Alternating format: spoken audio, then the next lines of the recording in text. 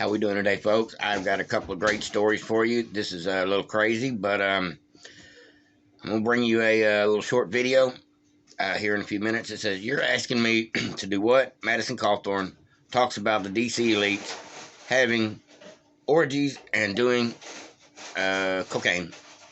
Now, I don't know if I'm allowed to say that on YouTube, but it's a fact. Madison Cawthorn did an interview, and he just had some crazy things to say about the Democrats and these wokester politicians that we assumed were just crazy, and now we know they're just all high on drugs and alcohol and God knows what. He's been invited to these drug parties. Like I said, I'll bring you a video about that here a little bit later in the broadcast, probably on my next video. That is nuts news. It was out just crazy. That's all I can say about that. It says Idaho Governor Brad Little vetoes legislation that seeks to protect the unvaccinated.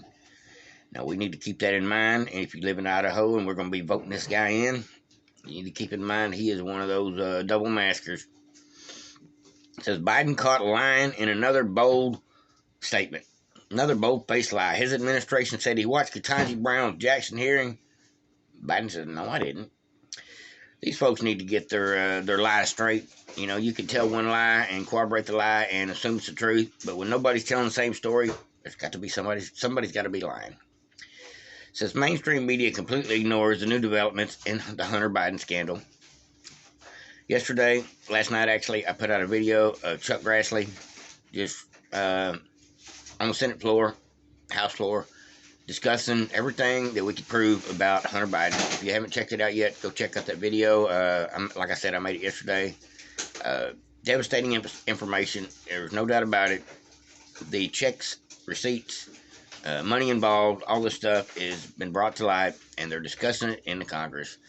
I can't wait till 2023. We get a chance to indict these folks, starting with Hunter. Says yesterday, legendary Trump hits a hole-in-one in Florida at the golf course. I don't know how much newsworthy that is, but that's a pretty good shot. Says Pelosi unilaterally extends unconstitutional proxy voting scheme through May 14th.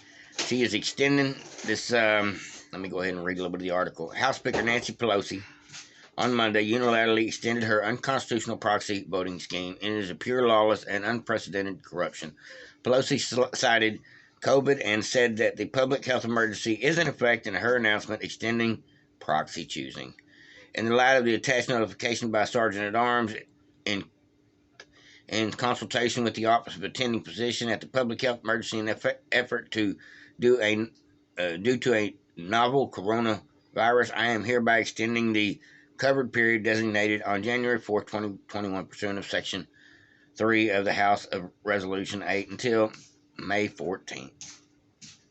Pelosi is unilaterally extending her proxy voting scheme several times over in the last couple of years, meaning that these folks don't have to show up to choose in the House. It says in September, GOP Minority Leader Kevin McCarthy asked the Supreme Court to overturn Speaker Pelosi's proxy choosing bill. Although the Constitution allows Congress to write in its own rules, the rules cannot violate the Constitution itself. U.S. Supreme Court on January 6 declined to hear the GOP Minority Leader Kevin McCarthy's challenge to Speaker Pelosi's proxy voting. And there was no reasonable reason provided to avoid Kevin McCarthy's appeal. 71 Democrats voted by proxy, and it is the first vote since adoption of its party line rule. In 2020, one Democrat in Maryland voted 7 times on legislation in Congress in districts he didn't even represent. See, that's part of the problem with that proxy voting. They don't got to show up to do their job. They don't have to count to anybody for the choice they made. They're able to do it over the phone without ever having to even show up. This is not a Zoom call Congress. They need to get up and show up. If they're too old to make it, they need to be fired. That's just my opinion. It says Biden used a cheat sheet to answer questions on unscripted comments about Putin staying in power, and he still screwed it up. And now he's walking back the statement saying he didn't mean it. He was just a little aggravated at Putin. He really has no actual ability to remove Putin from power. Like I said, if y'all haven't had a chance to watch that ChuckGrassley video yet, go check it out. It's a little long-winded, but he definitely is putting it out there. Last video, as long as my thing doesn't cut off on me, it says, breaking Maricopa County. This is yesterday's news. Maricopa County complies with Arizona State Senate subpoena and Attorney General request. You know, they thought they were going to have to go through hearings again to get and throw subpoenas at the Senate in order to get this information, the final amount of stuff, the routers, the stuff they've been holding out on this entire time. Well, they decided there's no need for a hearing. They just went on and give up the information.